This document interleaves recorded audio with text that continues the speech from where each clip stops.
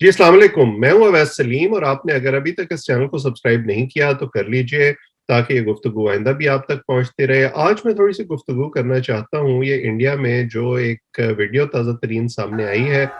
एक लड़की मुस्कान की जिसको बीजेपी के और हिंदुत्व के जो पैरोकार हैं, उन्होंने हिंदू बुनियाद परस्तों ने एक तरह से हैरेसमेंट का निशाना बनाया और वो अपने दिफा में न सिर्फ खड़ी हो गई बल्कि उसने उनका मुकाबला किया और उनके जो वो नारे लगा रहे थे अपने उसके जवाब में उसने अल्लाह अकबर के नारे लगाए और उसको अब एक रेजिस्टेंस की अलामत के तौर पर पेश किया जा रहा है। मेन स्ट्रीम मीडिया पर भी, सोशल मीडिया पर भी उसकी तारीफ हो रही है, जो कि बहुत अच्छी बात है। मैं भी यही समझता हूँ कि उसने रेजिस्टेंस शो की, वो वहाँ खड़ी रही, उसने उस मौके पर खौफ का वो शिकार नहीं हुई, सो ये बहुत अच्छी बात है। लेकिन इस मसले को डिस्कस करने के लिए ये ज़रूरी है कि इसके मुख्तलिफ पहलुओं का जायज़ा लिया जाए। एक तो तारीख़ी तौर पर हम क्योंकि इंडिया और पाकिस्तान का बहुत कंपैरिज़न करते हैं, तो इंडिया में मुसलमानों के जो अमूमी हालात हैं, मैं उन पर बात करूँगा। फिर पाकिस्तान और भारत में जो अक़लियतों के साथ सलूक होता है, उसकी बात करूँगा। फिर जो स्टेट है जब वो मज़हब के कारोबार में इन्वॉल्व हो जाती है उसकी बात करूँगा और फिर हमारे यहाँ पाकिस्तान में जिस किस्म के हालात हैं उसकी बात करना भी ज़रूरी है। तो सबसे पहले तो थोड़ा-सा बैकग्राउंड। मैं खुशकिस्मती से मुझे इंडिया बहुत जाने का मौका मिला। बहुत मेरे अच्छे दोस्त हैं वहाँ पर। सेमिनार्स में मैं गया, वफ़ूद के साथ गया। वहाँ से भी लोग पाकिस्तान आए, मैंने उनको पाकिस्तान में भी होस्ट किया, अभी तक वो दोस्तियाँ कायम हैं और मैंने हमेशा बहुत एन्जॉय किया वहाँ जाकर। लेकिन एक चीज़ जिसका मुझे बार-बार एहसास हुआ कि ये जो चंद मुसलमान आपको मेन स्ट्रीम में नज़र आते हैं, चाहे वो इंडियन क्रिकेट टीम्स में हों या फ़िल्म इंडस्ट्री में हों, ये बिल्कुल उस बालाई की तरह है जो दूध की सरफेस पर आ जाती है और आपको जो है एक और तरह का तासुर देती है। लेकिन अगर आप उस सरफेस के नीचे देखें तो सिचुएशन बड़ी डिफरेंट है। मसलन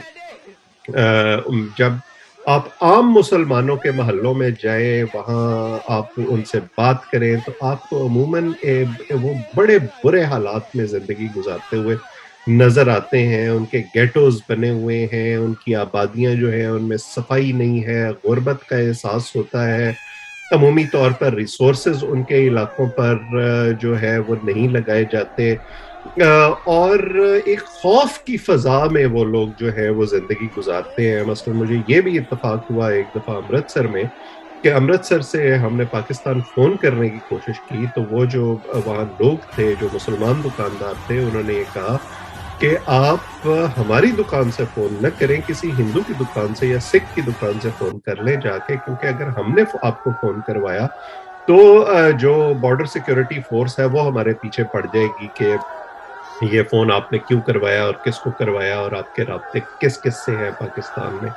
वगैरह-वगैरह। लेकिन एक जो वो सेक्युलर फेस था इंडिया का, वो उन्होंने कायम रखा हुआ था दुनिया के लिए। एक हद से ज़्यादा ये वाक़यात नहीं बढ़ते थे। लेकिन हमने देखा कि पिछले 7-8 साल में जब से नरेंद्र मोदी की हुकूमत आई है, तो इन वाक़यात के ऊपर से जैसे वो बोतल के ऊपर से आप ढकना उठा देते हैं, कैसे लगता है कि उस किस्म की कैफ़ियत हो गई है और अब बिल्कुल जो कुछ हो रहा है वो स्टेट पैट्रोनेज में हो रहा है और रियासत ने ऐसे लगता है कि इन मज़हबी शिद्दत पसंद ग्रोहों को खुली छुट्टी दे दी है कि आप जो मर्ज़ी करें, आपको कोई कुछ नहीं पूछ सकता। इसीलिए वो हर तरफ गंदराते हुए नज़र आते हैं और आपको कई वीडियोज़ इस तरह की नज़र आती हैं जहाँ वो किसी को गाय का गोश्त खाने पर लिंच कर रहे हैं, ज़ुदोकोब कर रहे हैं, कहीं ख़वातीन को हरासा कर रहे हैं, कहीं कोई और हरकतें कर रहे हैं, कहीं क्लासरूम पर हमला कर रहे हैं, कहीं तालीमी इदारों में घुस रहे हैं, वगैरह-वगैरह। सो ये सूरत-ए-हाल तब तक ठीक नहीं होगी भारत में, पूरी दुनिया में इसके बारे में लिखा जा रहा है, लेकिन ये सूरत-ए-हाल बेहतर इसलिए नहीं हो सकती क्योंकि वहाँ अब सियासत जो है वो मज़हब की बुनियाद पर होनी शुरू हो गई है। اور جب ریاست یہ فیصلہ کرنا شروع کر دیتی ہے کہ مذہب کیا ہوگا، کس کو کیا مذہب اختیار کرنا چاہیے، کلچر کیا ہونا چاہیے، تب آپ پھر عام لوگوں کو اس کو ایکسپلائٹ کرنے سے نہیں روک سکتے۔ اب اگر یہ اعتراض ہے بھارت میں لوگوں کو کہ خواتین کو اپنا جو مذہبی رجحان ہے اس کا اظہار کرنے کے لیے برقع پہننے کی یا حجاب پہننے کی اجازت نہیں ہونی چاہیے، تو پھر تو اسی طرح سے مذہبی رجحانات کے تحت کل کو سکھوں کی باری آ جائے گی کہ ان کو پگڑی پہننے کی اجازت نہیں ہونی چاہیے۔ لیکن مزے کی بات یہ ہے کہ یہ سب لوگ جو یہ کرتے پھر رہے ہیں، جو یہ غنڈہ عناصر ہیں، ان سب نے وہ سیفران جو مفلرز ہیں وہ اپنے گلے میں ڈالے ہوئے ہیں، لیکن اس جو آپ کا ایک وہ مذہبی اظہار ہے اس پر کوئی پابندی نہیں ہے۔ اب آپ اگر اس کو دیکھیں کہ امریکہ میں جب صدر ٹرمپ آئے تھے تو صدر ٹرمپ کے بعد بھی اس طرح کے واقعات میں نسبتاً اضافہ ہوا تھا، کیونکہ مذہب اور سیاست کی جو لائن تھی وہ آپس میں بلر ہونی شروع ہو گئی تھی، اسی لیے جو سوسائٹی ہے اس نے پش بیک کیا اور ایک ہی ٹرم کے بعد جو صدر ٹرمپ ہے ان کو اقتدار سے جانا پڑا، خاص طور پر جو ان کو وائٹ ہاؤس سے رخصت کرنے میں کردار تھا وہ مائنورٹی ووٹرز کا تھا، جنہوں نے اپنا حق رائے دہی استعمال کیا، کیونکہ امریکہ کو مائنورٹیز کا ملک کہا جاتا ہے، امیگرنٹس کا ملک کہا جاتا ہے۔ اسی طرح بہت بڑی جو مسلمان کمیونٹی ہے انڈیا میں، پاکستان سے زیادہ مسلمان وہاں آباد ہیں، لیکن اس کے باوجود جو ان کے ساتھ سلوک ہے وہ آپ دیکھتے ہیں، اور نریندر مودی کے دور میں یہ سلوک صرف مسلمانوں کے ساتھ نہیں ہو رہا، یہ کرسچنز کے ساتھ بھی ہو رہا ہے، یہ سکھوں کے ساتھ بھی ہو رہا ہے، اور اس کے نتائج یقیناً کچھ اچھے نہیں نکلیں گے، لیکن ایسا لگتا ہے کہ فی الوقت انہیں اس کی پرواہ نہیں ہے، کیونکہ انہیں اس کا سیاسی فائدہ ہو رہا ہے۔ اب آپ بارڈر کے دوسری طرف آ جائیں، پاکستان میں اس کا بہت خیر مقدم کیا گیا، مسکان کی بہت تعریفیں کی گئیں، بھارت کو بہت برا بھلا کہا گیا اور جائز طور پر تعریف ہوئی، بالکل مناسب طور پر برا بھلا کہا گیا کہ ایسا نہیں ہونا چاہیے، لیکن ایسے موقعوں پر میرا خیال ہے کہ تھوڑی سی سیلف ریسپیکٹ جو انٹروسپیکشن ہے وہ بھی ہونی چاہیے، تھوڑا سا اپنے گریبان میں بھی جھانکنا چاہیے کہ ہم اقلیتوں کے ساتھ کیا سلوک کرتے ہیں۔ جو کرسچن خواتین ہیں وہ کتنی ایسی خواتین ہیں جن کو بلاسفیمی کے چارجز لگا کر کبھی جائیداد کے جھگڑے کی وجہ سے، کبھی کسی اور مسئلے کی وجہ سے جھوٹے الزامات میں جیل بھیج دیا جاتا ہے، مار کٹائی ہوتی ہے۔ ہندو جو خواتین ہیں اندرون سندھ میں، ان کو زبردستی مسلمان کر کے ان کی جبری شادیاں کروانے کے واقعات پے در پے سامنے آتے ہیں، لیکن اس وقت ہم جو ہے ان اس قسم کے واقعات کو پھر جسٹیفائی کرتے ہیں کہ نہیں نہیں یہاں تو کوئی ایسا معاملہ نہیں ہے اور ہم تو بڑے اچھے لوگ ہیں اور یہاں تو مائنورٹیز کو کوئی مسئلہ نہیں ہے۔ پھر جب ہمارے یہاں جب انڈیا میں ایک لڑکی کھڑی ہو گئی یہ کہنے کے لیے کہ یہ میرا رائٹ ہے، میں اپنے رائٹ کو ایکسرسائز کرنا چاہتی ہوں اور میں اسٹیٹ کو یا سوسائٹی کو یہ رائٹ نہیں دیتی کہ وہ مجھے ڈکٹیٹ کرے، تو اس کو تو ہم نے ہیرو سمجھ لیا۔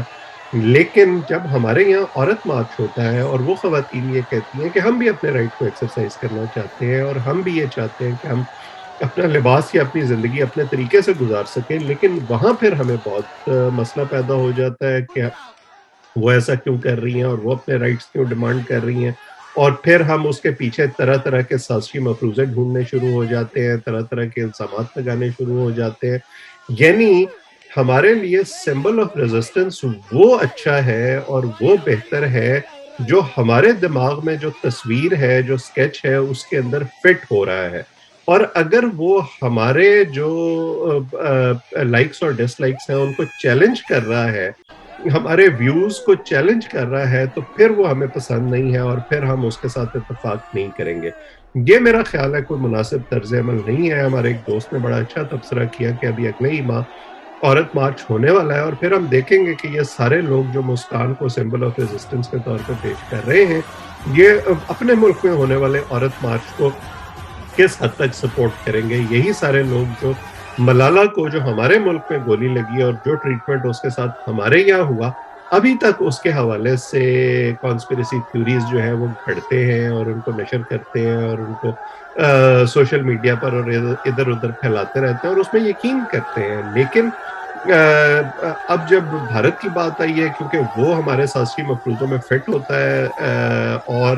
ہمیں یہ یقین ہے کہ ہمارے جو تاثرات ہیں انڈیا کے بارے میں اس میں یہ تصویریں جو مسکان کی آئی ہیں اور جو ویڈیوز آئی ہیں وہ ہمارے تاثر کو کیونکہ تقویت پہنچاتی ہیں, اس لیے ہمارے لیے وہ بالکل ٹھیک ہے. لیکن جہاں وہ ہمیں چیلنج کرے گا وہاں پہ پھر ہمیں مسئلہ پیدا ہوگا. میرا جو درخواست ہے وہ یہ ہے کہ آپ کو چیزوں کو ایک لینس سے دیکھنا چاہیے. اگر آپ خاتون کا یہ رائٹ تسلیم کرتے ہیں کہ وہ حجاب پہننا چاہتی ہے یا برقع لینا چاہتی ہے یا لباس اپنی مرضی سے پہننا چاہتی ہے یا زندگی اپنی مرضی سے گزارنا چاہتی ہے مودی کے انڈیا میں, تو آپ کو یہی رائٹ اب خواتین کو پاکستان میں بھی دینا ہوگا کہ اگر وہ حجاب نہیں لینا چاہتی یا برقع نہیں پہننا چاہتی تو پھر ان کو اپنی زندگی اپنے طریقے سے گزارنے کا یہاں بھی اختیار ہونا چاہیے. اور ہمارے یہاں ہر طرح کے طبقات ہیں, برقعے لینے والی خواتین بھی ہیں, حجاب پہننے والی خواتین بھی ہیں, شلوار قمیض پہننے والی خواتین بھی ہیں, دوپٹہ لینے والی خواتین بھی ہیں, نہ لینے والی خواتین بھی ہیں, ویسٹرن لباس پہننے والی خواتین بھی ہیں. ہر ایک کو یہ رائٹ ہونا چاہیے. پھر آپ کو ان پر یہ الزام نہیں لگانا چاہیے کہ اگر وہ میرے دماغ میں موجود تصویر سے تھوڑا سا ڈیویٹ کر رہی ہیں تو پھر شاید وہ مادر پدر آزاد ہونا چاہتی ہیں اور وہ بے لباس ہو کر سڑکوں پر گھومنا چاہتی ہیں. اس قسم کی لغویات آپ کو ادا نہیں کرنی چاہیے, کیونکہ اگر مذہب کا استعمال سیاسی وجوہات سے مودی کے بھارت میں آپ کو پسند نہیں ہے اور اسرائیل میں پسند نہیں ہے اور ٹرمپ کے امریکہ میں پسند نہیں ہے, تو پھر آپ کو پاکستان میں یا افغانستان میں بھی اس کی حمایت نہیں کرنی چاہیے. ان دونوں لائنوں کو علیحدہ علیحدہ رکھ کے دیکھنا چاہیے. اگر آپ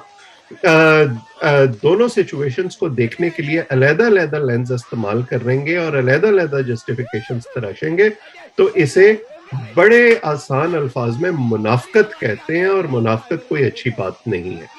آج اتنا ہی. آپ اس چینل کو سبسکرائب کر لیں تاکہ یہ گفتگو آئندہ بھی آپ تک پہنچتی رہے. آپ سب کا بہت بہت شکریہ.